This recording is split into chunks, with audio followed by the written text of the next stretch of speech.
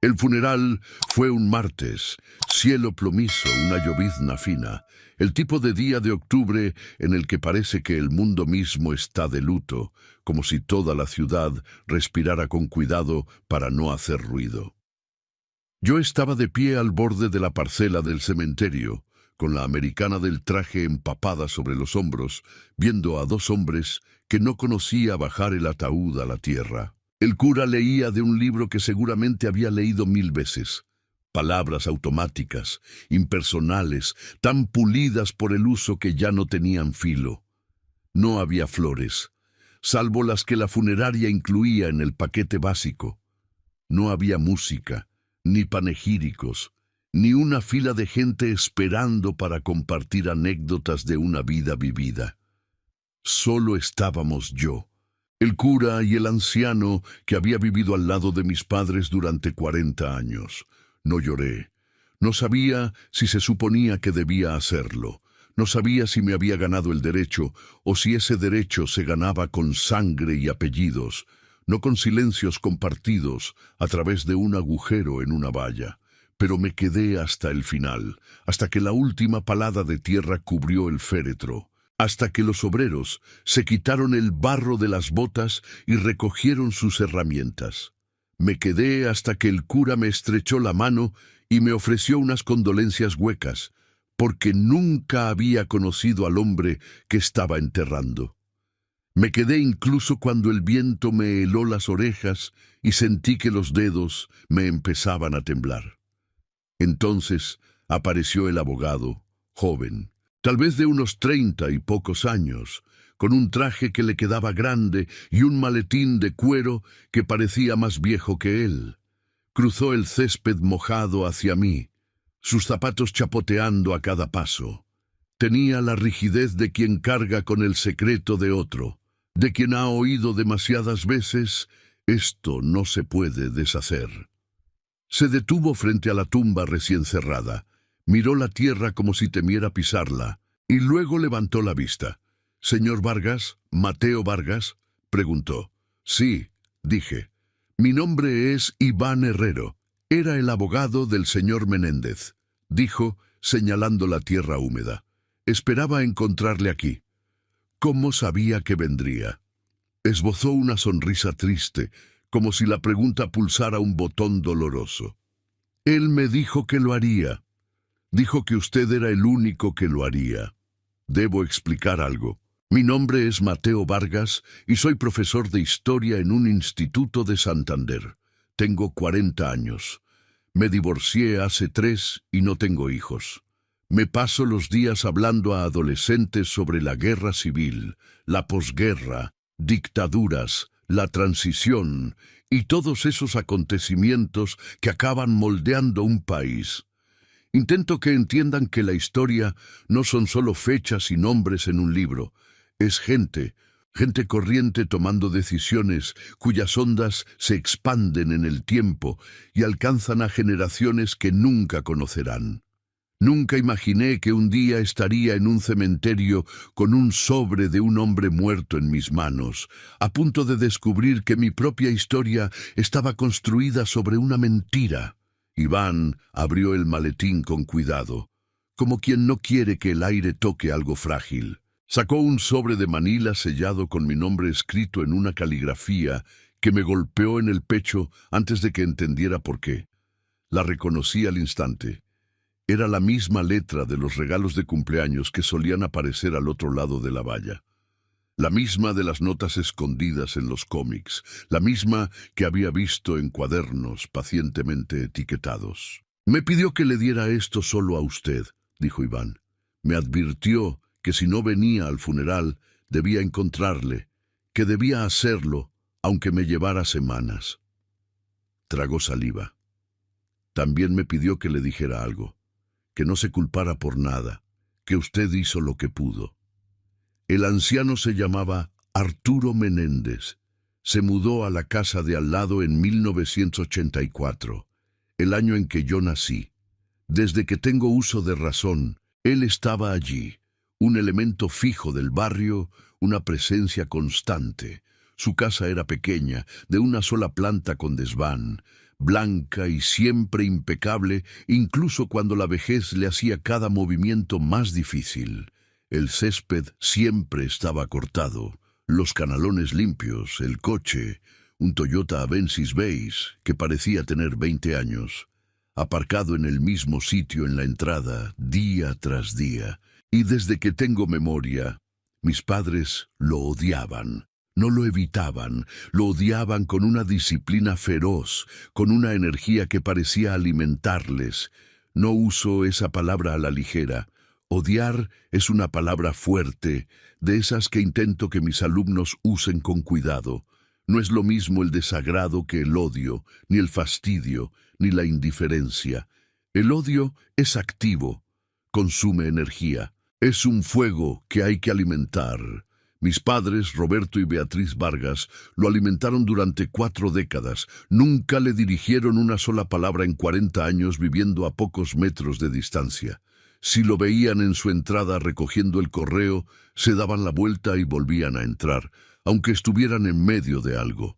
Si se lo cruzaban por la calle paseando a su perro, se cambiaban de acera, tirando de la correa con tanta fuerza que el animal gemía. Cuando Arturo saludaba con la mano, mis padres miraban a través de él como si fuera de cristal.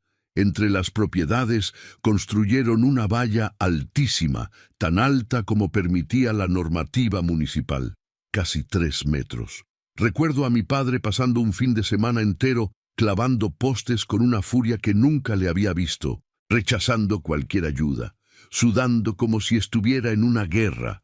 Cuando terminó, se quedó allí contemplándola con satisfacción, como si hubiera construido una fortaleza contra un ejército invasor. «Ya está», dijo. «Ahora no tendremos que verle la cara». Mi madre asintió sin sonreír, con esa seriedad que se te pega a la piel cuando eres un niño y no puedes explicar por qué te asusta. Lo demandaron 3 veces. La primera fue por la rama de un árbol que se extendía sobre la linde, quizás medio metro en nuestro lado, completamente inofensiva. Mi padre contrató a un abogado y lo llevó a juicio. El juez falló a favor de Arturo y calificó la demanda de temeraria, pero mi padre recurrió. También perdió la apelación. Entre honorarios y papeleo se gastó más de 5.000 euros, y no le importó. Es una cuestión de principios, repetía. La segunda demanda fue por el perro de Arturo, un viejo y dócil Golden Retriever al que llamaba amigo. Mi madre afirmó que el perro la había amenazado, que le gruñó y se abalanzó sobre ella mientras estaba en el jardín, con una actuación tan convincente que si no hubiera visto al animal yo mismo, podría haberla creído. Yo tenía 12 años y sabía que era mentira. Había visto a Amigo a través de las rendijas de la valla antes de que la reforzaran. Era un animal viejo y artrítico, apenas podía caminar y mucho menos abalanzarse sobre nadie. Aún así, mis padres siguieron adelante. El juez ordenó a Arturo que se deshiciera del perro. Desde mi ventana vi llegar una furgoneta de la perrera municipal y vi a Arturo salir con Amigo en brazos, sollozando, hundiendo la cara en el pelaje del perro como si intentara memorizarlo por última vez. Vi cómo le besaba la cabeza antes de entregarlo. Esa noche yo también lloré, con la almohada apretada contra la boca, sin entender por qué mis padres harían algo tan cruel, solo sabiendo que estaba mal y que mi casa olía a algo rancio que no era comida. La tercera demanda fue por un supuesto problema de drenaje que a día de hoy no sé si existió realmente. Mi padre alegaba que el jardín de Arturo dirigía el agua hacia nuestra casa y estaba dañando los cimientos. Contrataron expertos, presentaron informes y la lucha se prolongó durante 2 años. Arturo apenas se defendió. Acudía a las vistas, pagaba las multas, cortó la rama, entregó al perro, ajustó la tierra de su jardín y a pesar de todo, se quedó. No se mudó, no vendió, no retrocedió. Le pregunté a mi madre una vez, cuando tenía unos 10 años, ¿por qué lo odiaban tanto? Estábamos en la cocina. Ella miraba por la ventana hacia su casa con una expresión que me asustó, como si el odio no fuera un sentimiento, sino una orden. «¿Qué os hizo?», pregunté. Su rostro se convirtió en hielo. No de ira o tristeza, sino una frialdad seca, como el portazo de una puerta.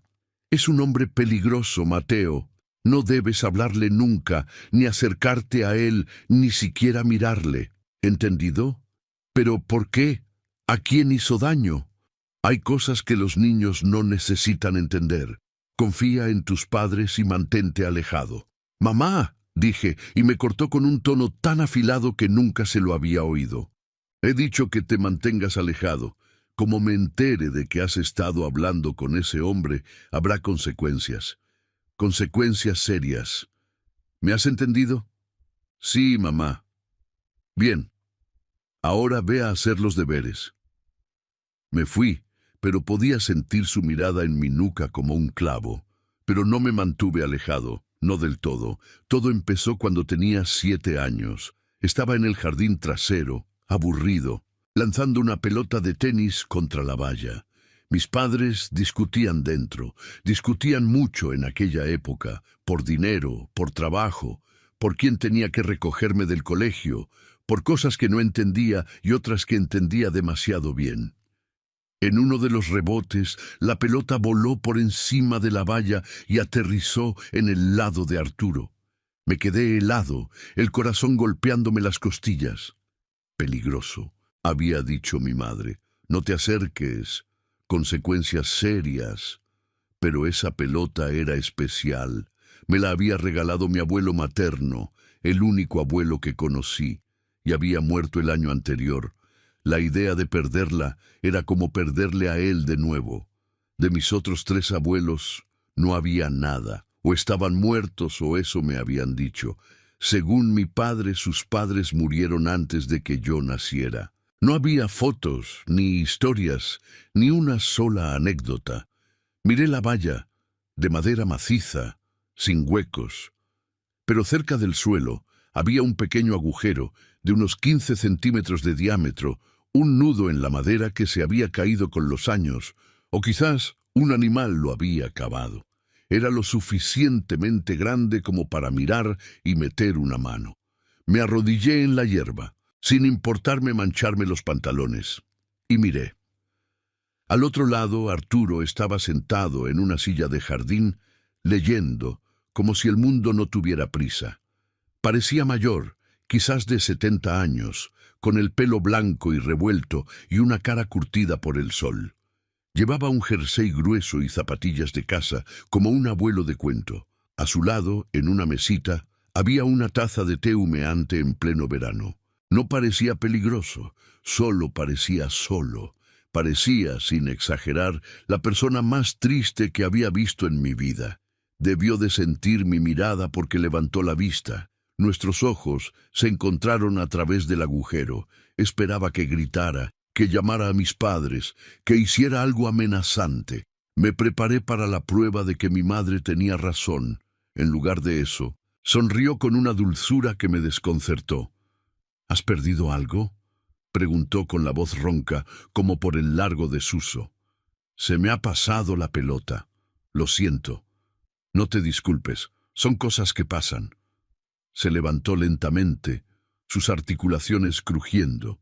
Recogió la pelota de al lado de un macizo de flores y la trajo a la valla. Se arrodilló con un gruñido de esfuerzo y de cerca vi mejor su cara.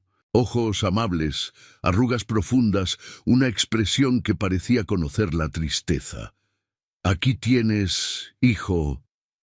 Hizo rodar la pelota de vuelta por el agujero. «Gracias». «De nada. Debería haberme ido. Debería haber cogido la pelota y haber corrido adentro como mi madre había ordenado, pero algo me retuvo allí, una intuición terca que me decía que este hombre no era lo que mis padres decían que era. «Tú eres Mateo, ¿verdad? El chico de al lado». «Sí, señor, yo soy Arturo. Es un placer conocerte por fin. Te he visto crecer desde aquí. Eras solo un bebé cuando me mudé. Mis padres dicen que no debo hablar con usted». Su rostro vaciló por un segundo. dolor quizás, o resignación, como alguien que ha oído esa frase demasiadas veces. Lo sé, y deberías obedecerles. Quieren lo mejor para ti. Entonces, ¿por qué me habla? Se quedó en silencio un momento y cuando respondió, su voz tenía un peso que entonces no entendí, pero que ahora reconozco como pena. Porque te mereces amabilidad, Mateo. Todos los niños se la merecen, aunque sea solo una palabra a través de una valla, dijo. Te mereces. Como si fuera un derecho que alguien me hubiera negado. En lugar de irme, le conté lo de la pelota y mi abuelo. Él asintió como si realmente importara, como si no fuera una tontería infantil, sino una especie de juramento sagrado. Entonces cuídala bien. Las cosas especiales son difíciles de encontrar. Antes de levantarse, añadió, si alguna vez quieres hablar, siempre estoy aquí, al otro lado.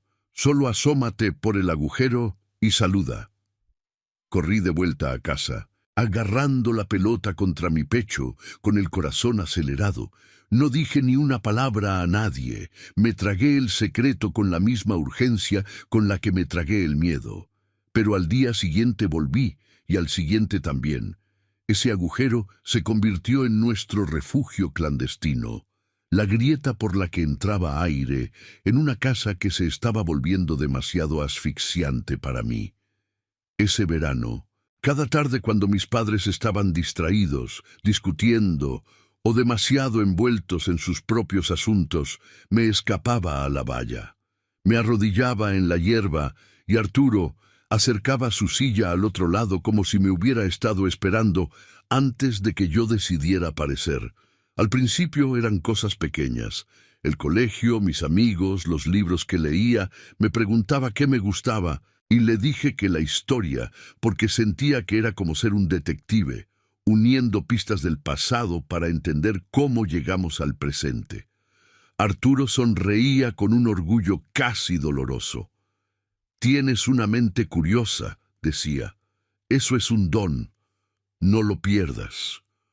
Luego me pedía que le contara lo que había aprendido ese día, y él escuchaba como si yo fuera importante. Con el tiempo, empezó a contarme cosas de su vida, los lugares que había visto de joven, lugares que yo solo conocía por fotografías. Me habló de Machu Picchu, de la Alhambra, de las pirámides de Teotihuacán, de las cataratas de Iguazú, de las viejas calles de Cartagena. Lo describía todo con un detalle tan vivo que casi podía sentir el sol y el polvo o el eco de los pasos en una plaza. ¿Por qué viajaste tanto?, le pregunté una tarde. Porque quería entender, respondió. El mundo es enorme, Mateo, lleno de historias. Quería verlo todo. ¿Todavía viajas?, negó con la cabeza. Ya no. Ahora mi mundo es este jardín, esta silla, esta valla. Eso suena triste. Me miró con esos ojos amables y cansados. Lo es, pero es una elección que tomé y la volvería a tomar. A veces pasaba la mano por el agujero para darme cosas, un caramelo, un cómic y una vez un pajarito de madera que él mismo había tallado. Solía tallar todo el tiempo, me dijo.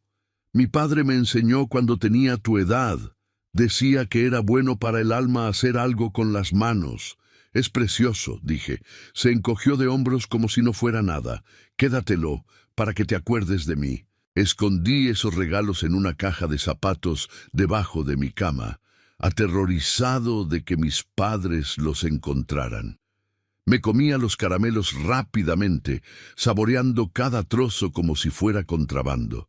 Leía los cómics con una linterna después de la hora de dormir. Sostenía el pájaro de madera cada noche, pasando los dedos por la madera lisa, preguntándome quién era realmente este hombre y por qué mi familia lo odiaba con tanta convicción. Los encuentros continuaron durante años, durante la primaria, la ESO y los primeros años de bachillerato. Robaba momentos para ver al hombre peligroso con el que tenía prohibido hablar. Arturo me vio crecer a través de ese agujero. Celebró cuando saqué mi primer sobresaliente en un examen de historia. Sabía que podías hacerlo, dijo. Tienes talento para entender el pasado. Me consoló cuando no entré en el equipo de baloncesto. No todo el mundo nace para los deportes, me aseguró. Pero tienes otros dones y duran más que cualquier partido. Me escuchó cuando me gustaban chicas, cuando los amigos me traicionaban, cuando la adolescencia parecía un laberinto. Crecer duele, decía, más de lo que la gente recuerda. Pero lo estás haciendo bien. Y yo le creía porque era el único que parecía verme. En muchos sentidos, era la única persona que realmente me escuchaba. Mis padres siempre estaban ocupados, distraídos, atrapados en sus propios problemas y resentimientos. Proveían las cosas materiales, comida, ropa, un techo, un buen colegio, pero emocionalmente eran fríos y ausentes. El afecto en mi casa tenía horarios y condiciones. Arturo llenó ese vacío, me dio atención, validación, la sensación de que a alguien le importaba quién era yo y qué pensaba, qué soñaba. Ahora sé que estaba hambriento de afecto, y él me alimentó, conversación a conversación, a través de un agujero en una valla. Y aún así, lo que yo creía que era mi mayor secreto era apenas la superficie. Había veces que lo sorprendía mirándome con una intensidad extraña, como si estuviera tratando de memorizar mi cara para llevársela a otro lugar. Cuando cumplí 16 años, me saqué el carnet de conducir. De repente tenía libertad. Podía ir a sitios sin que mis padres lo supieran. Y el primer lugar al que fui fue a la vuelta de la manzana, a la puerta de la casa de Arturo, para llamar a su puerta por primera vez. Subí los escalones con el corazón desbocado. Lo conocía desde hacía 9 años. Había hablado con él cientos de veces, pero nunca había pisado su propiedad, nunca había visto el interior de su casa, nunca lo había mirado sin una barrera de madera entre nosotros. Abrió la puerta lentamente y sus ojos se abrieron de par en par. «¿Mateo? ¿Qué haces aquí?» «Quería hablar contigo cara a cara». «De verdad», respondí. Miró hacia mi casa, hacia la valla que nos separaba. «A tus padres no les gustaría». «No me importa, ya puedo decidir por mí mismo».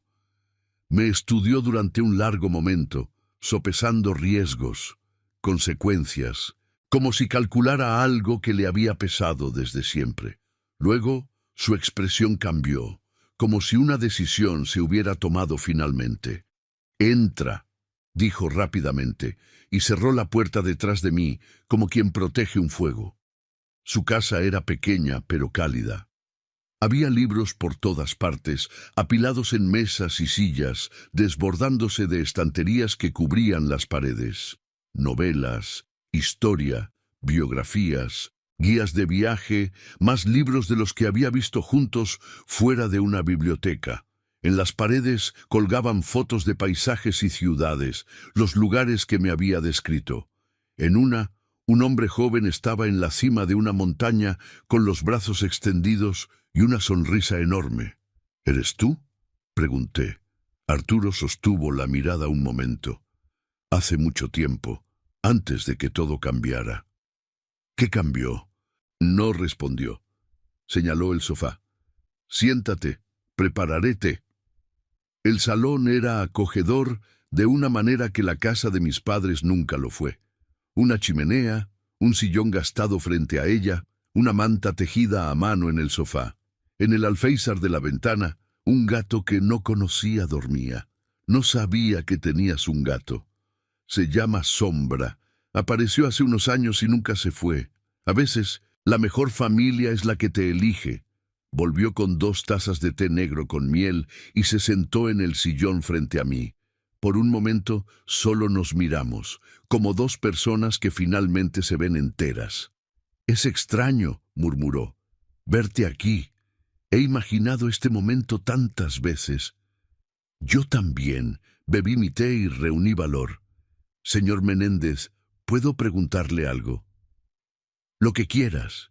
«¿Por qué mis padres te odian tanto? ¿Qué les hiciste?». La pregunta quedó suspendida entre nosotros como una cuerda tensa. Arturo dejó su taza con cuidado, como si pesara. Esa es una pregunta complicada con una respuesta complicada, y no estoy seguro de que sea el momento. Por favor, llevo toda mi vida preguntándomelo. Necesito saberlo. Tardó mucho en hablar, y cuando lo hizo, su voz parecía hecha de años de arrepentimiento. Hay secretos que no me pertenecen, Mateo. Hay verdades que solo traerían dolor. Pero esto sí te lo puedo decir. Nunca les he hecho ningún daño. Todo lo que he hecho, lo he hecho porque te quiero. ¿Me quieres? Apenas me conoces. Te conozco mejor de lo que crees, dijo, y sus ojos eran una mezcla de orgullo y pena. Te he visto luchar, fracasar y volver a levantarte. ¿Por qué? Solo soy el chico de al lado, insistí. Abrió la boca y la cerró, como si luchara consigo mismo. Algún día, dijo por fin, algún día te lo contaré todo, pero hoy no. Hoy simplemente disfrutemos de esto. Tú aquí, en mi casa. Hablamos durante 3 horas ese día. Le conté la frialdad de mi hogar, la sensación de ser un extraño en mi propia familia, como si viviera en una casa prestada. Él escuchó sin juzgar, y cuando terminé, dijo algo que se me quedó grabado durante años. La familia es complicada, Mateo. A veces, las personas que más deberían querernos son las que más nos hieren. Pero eso no significa que no seas digno de amor. Significa que están rotos de formas que tú no puedes arreglar. ¿Tú estás roto?, pregunté. Sus ojos se perdieron en la distancia. En cierto modo, sí, todos lo estamos, pero algunas roturas se curan y otras no. ¿Qué te rompió? Sonrió con tristeza. Lo mismo que rompe a todo el mundo al final. La pérdida, el arrepentimiento, el peso de las decisiones tomadas hace mucho tiempo. Después de eso, lo visité a menudo 2 veces por semana, a veces más. Mis padres nunca se enteraron. No preguntaban dónde estaba y no parecían notar mis ausencias. Estaban demasiado ocupados con sus vidas, con sus problemas, con un matrimonio que se desmoronaba lenta y ruidosamente. A veces, sin embargo, mi padre me observaba con una atención extraña, como si oliera algo en el aire, y aprendí a mentir con calma, a decir deberes, biblioteca, casa de un amigo, sin pestañear. Cuando me fui a la universidad a los 18, Arturo fue el único que lloró. Me abrazó en su porche, el primer abrazo en todos los años que lo conocía. Se sentía frágil en mis brazos, más pequeño de lo que imaginaba, huesos finos bajo su jersey. «Estoy tan orgulloso de ti», susurró. «Pase lo que pase, recuerda que volverás». «Volveré», le prometí. «Lo sé, y yo estaré aquí, siempre aquí, Mateo». Justo al lado, esperando. Y volví. Cada puente, cada verano, siempre sacaba tiempo para él, incluso cuando mi vida se llenaba de otras cosas. El máster, el título de profesor, el cansancio de crecer y descubrir que el mundo también tiene vallas invisibles. Me casé con Laura, y como todas las vidas, la mía intentó parecer normal desde fuera. Laura era inteligente, práctica, de esas personas que meten las emociones en una caja para ocuparse de ellas más tarde. Nunca entendió del todo por qué pasaba tanto tiempo con ese vecino viejo y raro. «¿Qué puede ofrecerte un hombre que apenas sale de su casa?», preguntaba, y yo me quedaba sin palabras. Porque ¿cómo explicas que alguien mantuvo unida tu infancia con conversaciones clandestinas? Arturo la trató con una cortesía impecable cuando la llevé a conocerlo una vez, y Laura se sintió incómoda, como si hubiera entrado en una habitación donde la historia ya estaba escrita. «Cuidad lo que tenéis», nos dijo al irnos. «La vida no avisa cuando está a punto de romperse». Laura sonrió educadamente. Yo sentí un nudo en la garganta. Laura y yo nos divorciamos 6 años después. Queríamos cosas diferentes. Ella dijo que éramos personas diferentes, y no se equivocaba.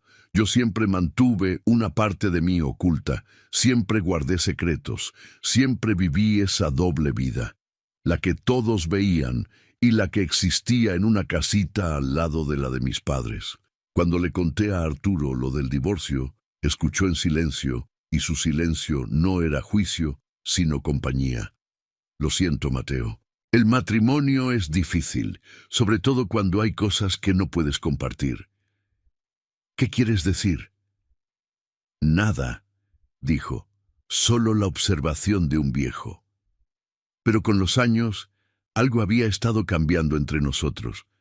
Nuestras conversaciones se hicieron más cortas. Arturo parecía cansado, distraído, y a veces me miraba como si quisiera decir algo enorme y no encontrara la manera. ¿Estás bien? Le pregunté una vez. La edad no perdona. Sonrió, pero no le llegó a los ojos. No te preocupes. Me preocupé de todos modos. A mis 30 empezó a decaer. Olvidaba nombres, repetía historias, se perdía a mitad de una frase como si el camino hubiera desaparecido de repente.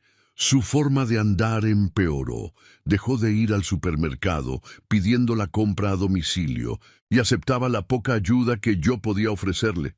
Le ofrecí buscarle un sitio con cuidados profesionales.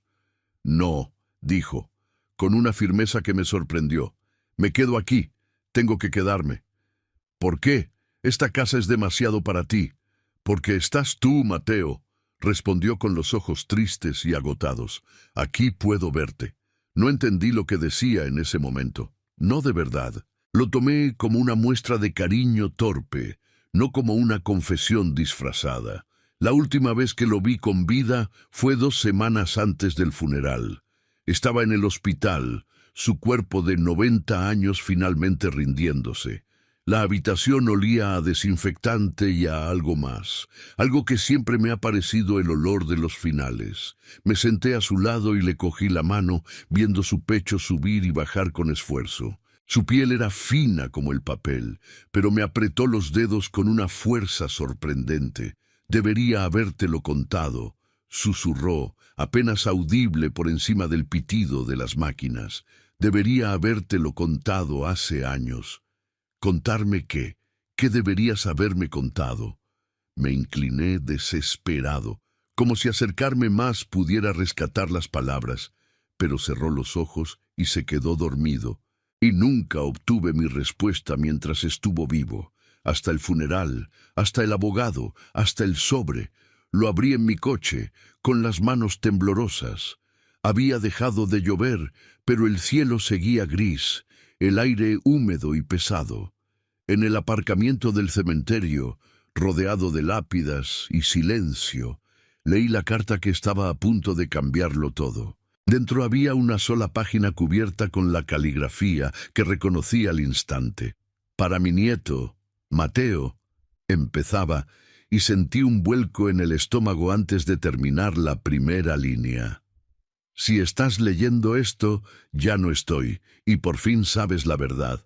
Perdóname por necesitar mi muerte para contarla, perdóname por tantos años de silencio, pero necesito que entiendas por qué. Tu padre es mi hijo. Su nombre no siempre fue Roberto Vargas, su nombre era Roberto Menéndez. Sentí que el mundo se desplazaba unos centímetros, como cuando un terremoto empieza suavemente, pero aún así te cambia el cuerpo. La carta continuaba. Era mi niño, mi único hijo, el centro de mi mundo. Cuando su madre murió cuando él tenía 10 años, lo crié solo. Le di todo lo que tenía. Lo amaba más que a mi propia vida. Y hace 45 años hizo algo terrible. No te diré qué fue en esta carta. La prueba está en mi desván, en una caja etiquetada como La Verdad. Allí encontrarás fotos, documentos, recortes, una carta de su puño y letra. Todo lo que necesitas para entender lo que pasó. Arturo escribió. Cuando lo confronté, me dio a elegir, guardar silencio o perderlo para siempre. No pude aceptar el silencio como mi destino, así que me eliminó de su vida. Se cambió el nombre, se fue, inventó una nueva historia de origen y un padre que convenientemente no existía. Cada frase era un ladrillo que caía. Le dijo a todo el mundo que yo estaba muerto. Te dijo a ti que estaba muerto, pero no podía dejarte ir. Eras mi nieto, mi sangre, la única familia que me quedaba. Así que hice lo que algunos podrían llamar una locura. Vendí todo, mi negocio, mis ahorros, todo, y compré la casa de al lado. Quería verte crecer, estar cerca, aunque no pudiera ser parte de tu vida. Tu padre me reconoció de inmediato. No podía impedirme comprar la casa, pero podía asegurarse de que nunca supieras quién era yo. Me pintó como un peligro, construyó vallas, presentó demandas, hizo todo lo que pudo para mantenernos separados.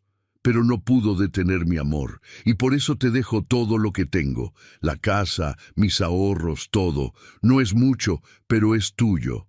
Y lo más importante, te dejo la verdad. Arturo escribió que me vio dar mis primeros pasos desde una ventana, que escuchó mis primeras palabras a través de una valla, que celebró cada logro desde la distancia, sin poder abrazarme ni decirme lo orgulloso que estaba. Siempre estuve aquí, observando, amando. Estoy orgulloso del hombre en el que te has convertido. Ojalá te lo hubiera dicho antes. Ojalá todo hubiera sido diferente. Tu abuelo, Arturo Menéndez. Al final, añadió una postdata. No seas duro contigo mismo por no haberlo visto. Las mejores mentiras son las que nos contamos a nosotros mismos. Y tu padre ha tenido casi medio siglo de práctica. Me quedé en el coche una hora, leyendo esa carta una y otra vez, como si la repetición pudiera cambiarla, y entonces lloré de verdad, con una vergüenza antigua y un alivio que dolía. Conduje directamente a la casa de Arturo, mi casa, supongo. Iván me había dado las llaves junto con el sobre. Entré, y el aire contenía el silencio de las casas que se quedan sin dueño. Todo está en su sitio, pero falta el pulso. Los libros seguían allí, acumulando polvo. Las fotos seguían en las paredes, pero la vida se había ido de ellas. La calidez se había desvanecido. Pensé en Sombra, y se me encogió el pecho. Se lo habían llevado a una protectora cuando Arturo fue hospitalizado. Me había dicho una enfermera con la triste practicidad de quien lidia con finales todos los días. Subí al desván. Era estrecho y oscuro, lleno de cajas, muebles viejos y los restos acumulados de una larga existencia. Y la caja estaba exactamente donde dijo que estaría. Cartón viejo, gris por el polvo, con la verdad escrito en rotulador negro desvaído. La bajé al salón. Me senté en el sillón donde solía sentarse Arturo. Me serví un vaso de whisky de una botella que encontré en la cocina y abrí la caja. Dentro había recortes amarillentos y frágiles, fotos, documentos, cartas. La historia completa de algo que nunca supe que existió. El primer recorte era de 1979, de un periódico local de un pueblo del que nunca había oído hablar, a unos 80 kilómetros de donde vivíamos. El titular decía: un atropello y fuga deja a una joven madre muerta. El artículo decía que Clara Reyes, de 28 años, fue atropellada por un coche mientras cruzaba la calle cerca de su casa. Eran sobre las 11:30 de la noche. Volvía de casa de su hermana, a solo 3 manzanas. El conductor se dio a la fuga. Clara murió en el hospital 3 horas después, sin recuperar el conocimiento.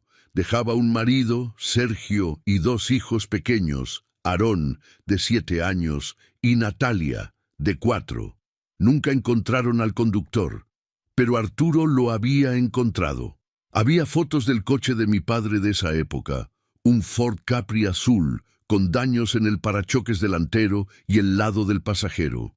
Fotos del cruce donde murió Clara, con marcas de neumáticos en el asfalto, recibos de reparación pagados en efectivo de un taller a un par de pueblos de distancia, fechados 2 días después del atropello. Había un informe policial, obtenido quién sabe cómo. Los testigos hablaban de un deportivo azul que se alejaba a toda velocidad, con la matrícula cubierta de barro. El caso se enfrió en un mes, y luego estaba la carta. Una carta de mi padre a Arturo, fechada en 1979, escrita con la misma caligrafía que había visto toda mi vida en autorizaciones del colegio y tarjetas. Papá, sé que lo sabes, estaba borracho. No la vi hasta que fue demasiado tarde. Entré en pánico. Me fui. La carta era de 3 semanas después del accidente. 3 semanas de mi padre esperando a que lo atraparan, viendo las noticias, oyendo su propia culpa como un ruido constante de fondo. Por favor, no se lo digas a nadie. Juro que no volveré a beber. Nunca volveré a conducir así. Haré lo que quieras, pero por favor, guarda este secreto. Si me quieres, lo harás. Tu hijo, Roberto. Había más cartas. Una respuesta de Arturo, de 1980. Roberto, he intentado vivir con esto. Dios sabe que lo he intentado. Pero cada noche cierro los ojos y veo a esa mujer. Veo a sus hijos en el funeral, demasiado pequeños para entender por qué su madre no va a volver. Veo a su marido destrozado. Tienes que entregarte. Es la única manera de intentar arreglar esto. Y luego, como un golpe final. Si no vas a la policía a finales de mes, iré yo. La respuesta de mi padre fue breve, con una letra casi ilegible, temblando de rabia o miedo. Si se lo dices a alguien, desapareceré, cambiaré de nombre, me iré, nunca me volverás a ver, y si alguna vez tengo hijos, nunca los conocerás.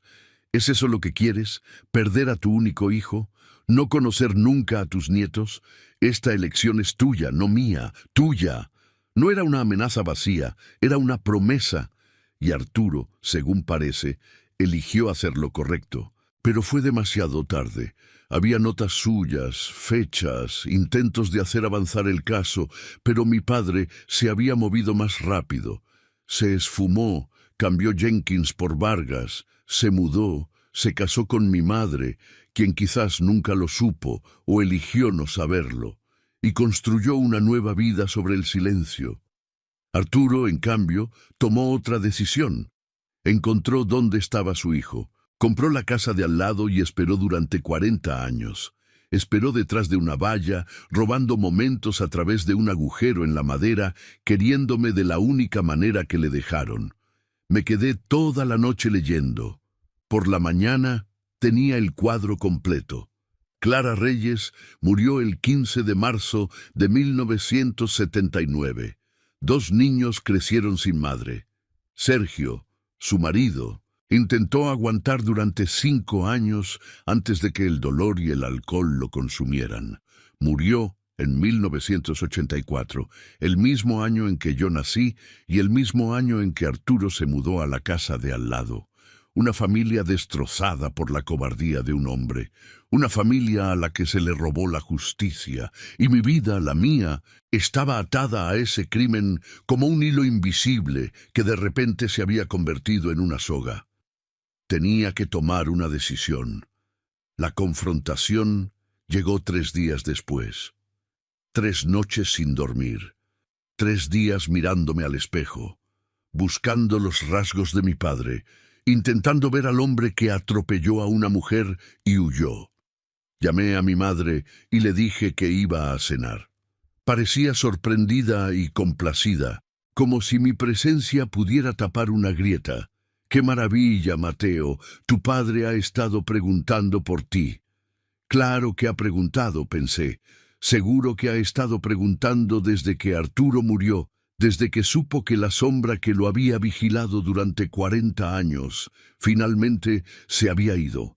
Llegué a las 7, a la misma casa donde crecí, el césped perfecto, la bandera de España junto a la puerta. Pero todo parecía diferente, como un decorado de teatro, una fachada ordenada construida sobre una mentira. Mi padre estaba en su despacho leyendo. Tenía 72 años, jubilado de la compañía de seguros donde había trabajado 3 décadas, pelo blanco, su rostro surcado por la edad. Parecía cualquier otro abuelo, excepto que no lo era. Era un hombre que había matado a alguien y se había salido con la suya. «Mateo», dijo, levantando la vista, «esto es una sorpresa. Tu madre dijo que venías a cenar». Necesitamos hablar primero, respondí. Tú, mamá y yo. Ahora, algo parpadeó en sus ojos. Reconocimiento. Miedo. ¿Sobre qué? Puse la caja sobre su escritorio. La caja del desván de Arturo. La caja etiquetada como la verdad. Mi padre se puso pálido, como si no pudiera respirar. ¿De dónde has sacado eso? De mi abuelo, dije. Me lo dejó a mí. El silencio se alargó. Mi padre miraba la caja como si fuera una bomba. ¿Ha muerto?, preguntó finalmente. Sí, murió la semana pasada. Fui el único en su funeral, su única familia. No era tu familia, escupió mi padre, débilmente, como si las palabras fueran lo único que le quedaba para sostener un muro.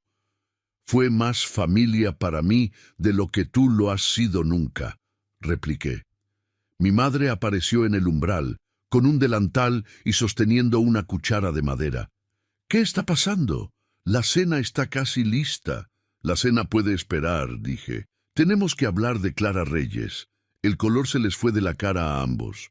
Mi madre dejó caer la cuchara con un estrépito agudo que sonó demasiado fuerte en esa casa demasiado ordenada.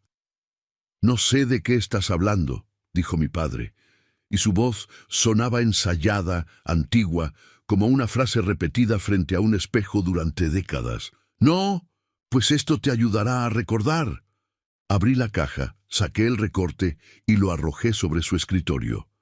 15 de marzo de 1979. Atropello y fuga, madre de 2 hijos. ¿Te suena? Mi padre tragó saliva.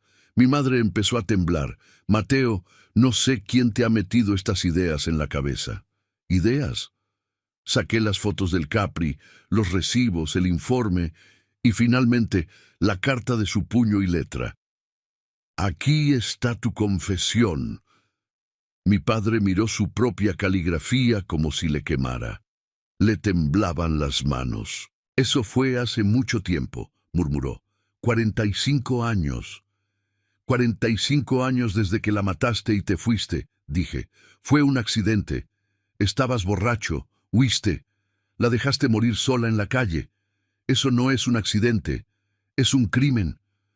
Mi madre rompió a llorar, un sollozo que parecía venir de un lugar antiguo, como si algo se hubiera estado pudriendo silenciosamente dentro de ella durante años. Mi padre se hundió en su silla, con el rostro gris.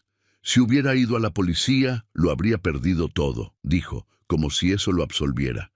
Mi carrera, mi vida. Su vida se acabó, repliqué. La vida de sus hijos quedó destrozada.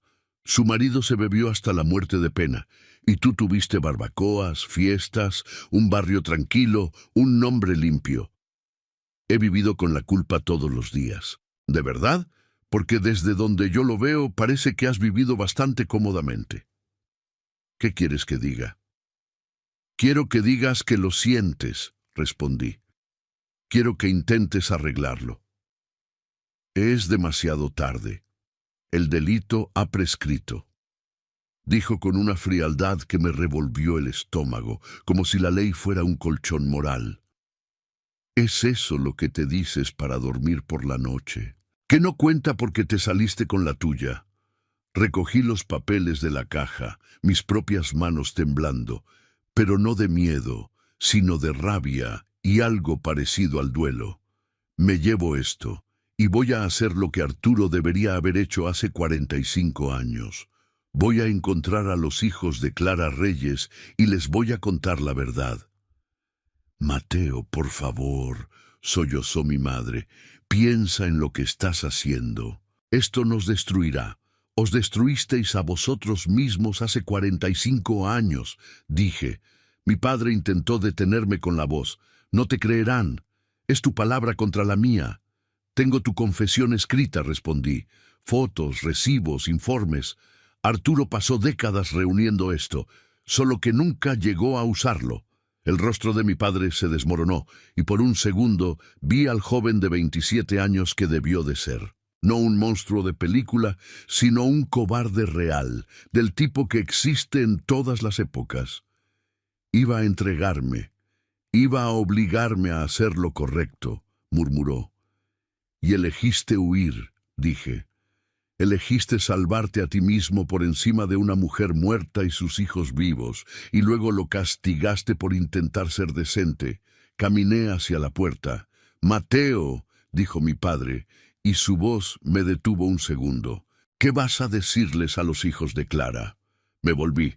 La verdad, que su madre murió por un cobarde que se negó a afrontar las consecuencias, y que ella merece justicia, aunque llegue 45 años tarde. Encontrarlos no fue difícil. Soy profesor de historia. Sé cómo investigar, cómo seguir nombres, rastrear registros, encontrar pistas en archivos, hacer preguntas sin que me den con la puerta en las narices. Aarón Reyes tenía 52 años y trabajaba como mecánico en Zaragoza. Natalia Reyes Salazar tenía 49, era enfermera en Valencia, ambos casados, ambos con hijos que nunca conocieron a su abuela. Llamé primero a Aarón. «Señor Reyes, mi nombre es Mateo Vargas. Tengo información sobre la muerte de su madre». Hubo un largo silencio lleno de una respiración contenida.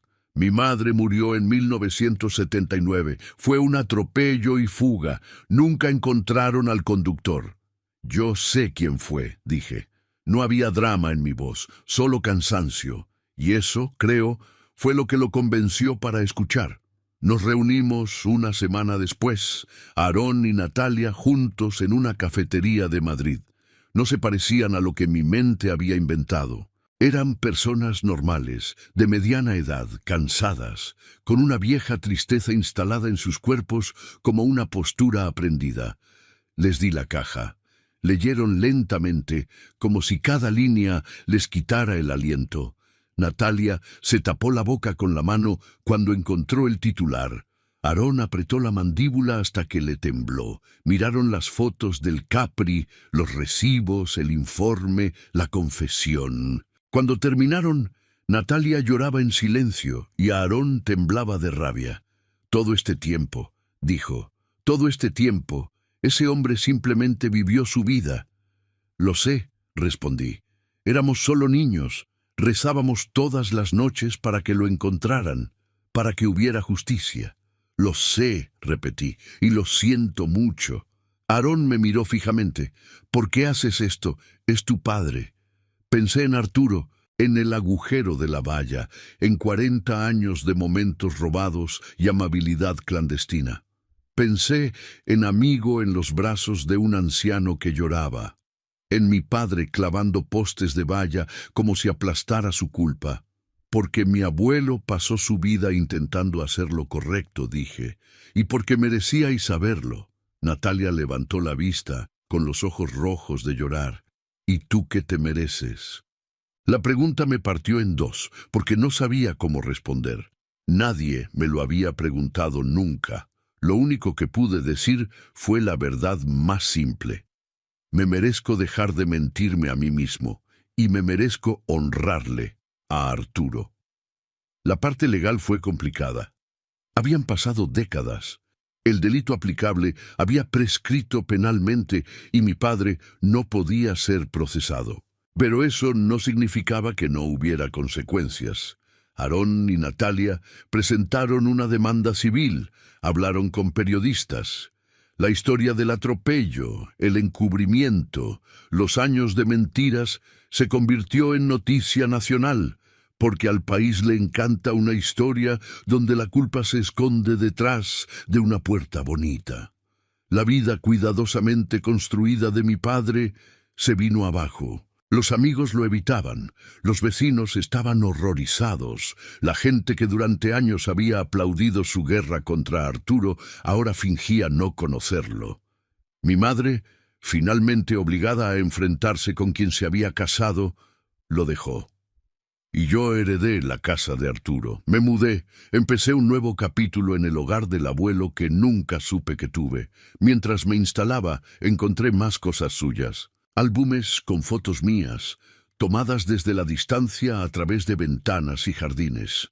Un diario donde anotaba nuestras conversaciones a través de la valla, documentando cada risa, cada momento de cercanía. tarjetas de cumpleaños que nunca pudo darme, dirigidas a mi nieto Mateo, guardadas en un cajón con sellos que nunca se usaron. Una tarde, en un sobre aparte, encontré una lista titulada «Cosas que quiero decirte antes de morir». Estaba incompleta, como si su mano se hubiera cansado a mitad del amor. También fui a buscar a Sombra, a la protectora. Me miró a través de la jaula con recelo, pero cuando dije su nombre en voz baja, se acercó y se frotó contra mis dedos, como si supiera que yo era parte del mismo duelo. Se vino a casa conmigo. Esa noche, por primera vez, la casa volvió a sonar viva. Me quiso todos los días durante 40 años. Me quiso y yo nunca supe quién era de verdad. Ahora voy a su tumba todos los domingos. Le cuento mi semana, mis alumnos, las pequeñas victorias y los pequeños contratiempos de una vida ordinaria. También le hablo de las pesadillas. La imagen de una mujer cruzando una calle en 1979 que nunca vi, pero que ahora se me aparece como si me perteneciera. Y le digo que por fin entiendo por qué se quedó, por qué miró desde detrás de la valla, por qué nunca se rindió. Aarón y Natalia vienen a visitarme a veces. Nos hemos convertido en algo parecido a una familia, unidos por la tragedia y la verdad. Me hablan de su madre, de cómo era antes de que mi padre se la arrebatara, y yo les hablo de Arturo, el héroe silencioso que pasó décadas en la casa de al lado, esperando una oportunidad para reparar lo irreparable. La valla ya no está. La derribé la semana que me mudé. No lo hice con furia, sino con una extraña calma, como quien finalmente se quita una astilla que lleva años enterrada. El primer golpe levantó una nube de polvo y recuerdos. El segundo golpe abrió un hueco por donde entró la luz. Cuando cayó el último panel, vi el jardín de mis padres y el de Arturo como un único espacio, y me quedé allí un rato, respirando, dejando que el aire hiciera su trabajo. Ya no hay nada que separe las dos casas, solo césped abierto de un jardín a otro. A veces, Sombra cruza y se sienta justo donde estaba el agujero, como si custodiara un lugar sagrado. Lo miro y siento que, en algún lugar, Arturo está sonriendo. Mi padre me escribió una carta el mes pasado. Vive en Cancún ahora, solo, con su reputación en ruinas. Dice que lo siente, que entiende por qué hice lo que hice, que espera que algún día pueda perdonarle. No le he respondido. Quizás algún día lo haga, quizás el perdón exista incluso para algo así, pero también sé algo que mis alumnos aprenden tarde. Hay consecuencias que no se pueden negociar con palabras bonitas. Por ahora sigo procesando, sigo de luto, sigo intentando entender cómo el hombre que me crió pudo ser tan monstruoso y cómo el hombre al que me enseñaron a temer pudo ser tan bueno. La historia no son solo fechas y nombres, es gente, gente corriente tomando decisiones que resuenan en el tiempo. Mi padre tomó una decisión hace 45 años, huir, esconderse, elegirse a sí mismo por encima de una mujer moribunda y sus hijos. Arturo tomó otra, quedarse, observar, querer a su nieto desde detrás de una valla, incluso cuando se le prohibió hablar. Yo estoy tomando mi propia decisión ahora. Elijo la verdad sobre la mentira. Elijo la justicia sobre el silencio. Elijo ser el hombre que Arturo creía que podía ser. La valla ha desaparecido. Los secretos han salido a la luz. La verdad es finalmente libre. Y en algún lugar, me gusta pensar, Arturo está sonriendo. Gracias por acompañarme en este viaje. Antes de que te vayas, he dejado 2 historias más para ti en tu pantalla.